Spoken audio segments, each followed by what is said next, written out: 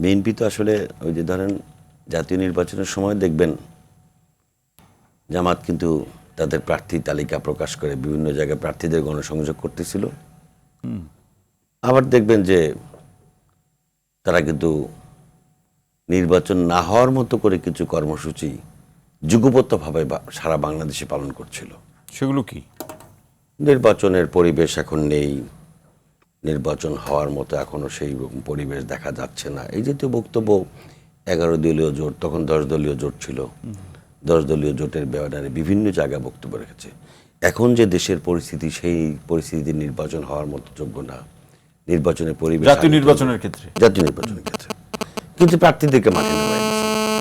এটা ধরেন এটা রাজনৈতিক কৌশল, এক একটা রাজনৈতিক দলের এক একটা কৌশল থাকবে, এটা খুব স্বাভাবিক।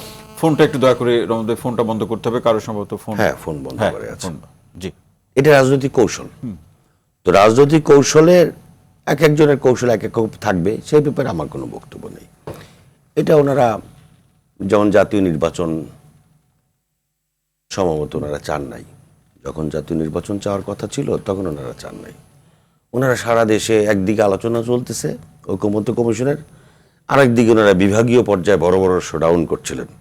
যদিও তখন শোডাউনের যারা প্রধান যাত্রী তারা শেষ পর্যন্ত তাদের সঙ্গে থাকেন নাই বা তারা রাখেন নাই, সেটা তাদের রাজনৈতিক বিষয়।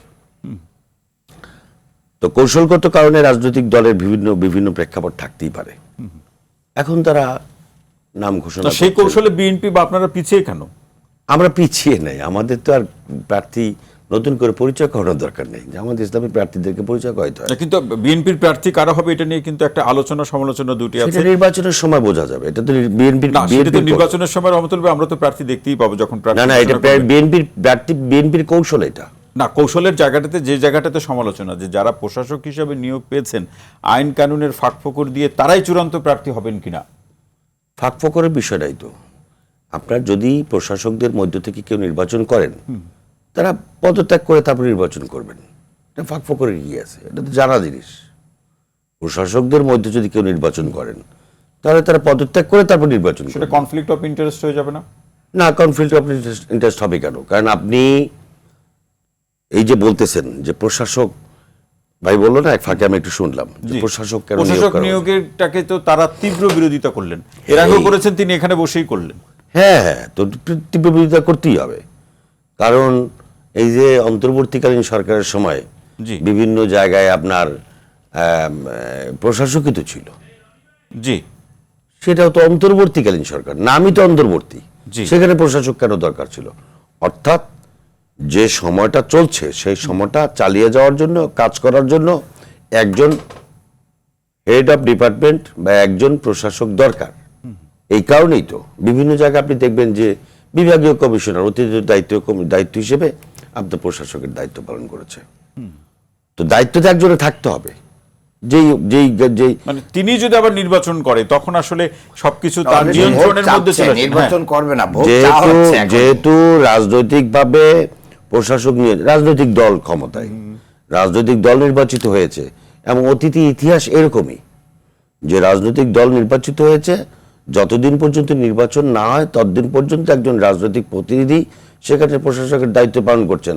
এখানে আপনার ধরেন ওই যে বেনামি দলীয় লোকজন অন্তর্বর্তীকালীন সরকারের নিরপেক্ষতার আদলে যে সমস্ত লোকজন দায়িত্ব পালন করেছেন তারা প্রত্যেকেই জামাত গভর্নর, এটা প্রত্যেকেই জানে, এবং প্রত্যেকেই জামাতের সংশ্লিষ্ট।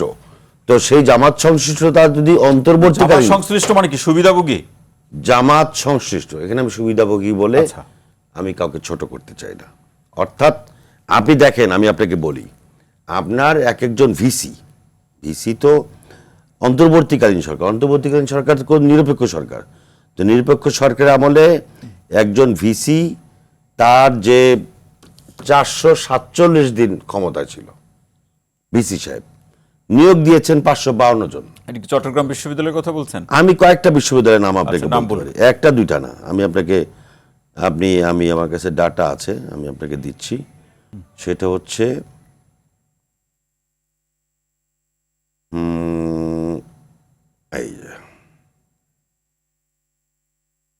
এই যে আপনার 547 দিন, এটা আপনার ছিল হলো চট্টগ্রাম বিশ্ববিদ্যালয় 425 জন উনি নিয়োগ দিয়েছেন। দায়িত্ব কিন্তু অন্তর্বর্তীকালীন সরকার। সেই ভিসি যে জামাতের ভিসিটা নিশ্চিত হলেন কিভাবে? এটা নিশ্চিত তো সবাই জানে। 557 দিনে 478 জন নিয়োগ দিয়েছেন রাজশাহী বিশ্ববিদ্যালয়ের বিদায়ী ভিসি সালেহ নাকিব। মানে এরকম আরো অভিযোগ আছে, সেই কথা না, আমি বলছেন। বলতেছি আপনাকে। তার মানে জি রহমত ভাই, রহমতুল্লাহ ভাই, ইন্টারিমের শেষ 100 দিনে জামাতপন্থী প্রায় 6500 জনের নিয়োগ দেওয়া হয়েছে। কোথায় এটা? 6500 জন ব্যক্তির বিভিন্ন মন্ত্রণালয়ে নিয়োগ দেওয়া হয়েছে। মন্ত্রণালয় বিভিন্ন মন্ত্রণালয়ে হঠাৎ করে নিয়োগ ছাড়া হচ্ছে। ছেলে পেলে আমাদের সঙ্গে যোগাযোগ করতেছিল, ভাই আমরা তো পরীক্ষা দেব। পরীক্ষা দিছে, আমরা দু এক জায়গায় যোগাযোগ করেছি, জানিও না নিয়োগ শেষ। পরে দেখা গেছে বাছাই করে করে করে করে তারপর নিয়োগ দেওয়া হয়েছে। তো এটা তো আপনার ছিল ইন্টারিমের আদলে, নিরপেক্ষতার আদলে। এটাও একটা দলীয় ছত্রছায়ার না, মধ্যে। তার মানে কি রহমতুল্লাহ ভাই যে আসলে স্থানীয় সরকার নির্বাচনের ভিতরে বিএনপির প্রস্তুতি চলছে? অবশ্যই বিএনপির অবশ্যই। তো বিএনপির যারা প্রার্থী আছে সে সমস্ত প্রার্থীদেরকে নতুন করে পরিচয় করা দরকার নেই। বিএনপির প্রার্থীরা আপনার যেই যেই জায়গায় বিএনপি নির্বাচন করবে বা সিটি কর্পোরেশন নির্বাচন হবে সেখানে জন্য 5 জন করে পরিচিত লোক আছে, যাদেরকে যে কোনো সময় বিএনপি প্রার্থী হিসেবে ঘোষণা করলে তারাই বিএনপি প্রার্থী।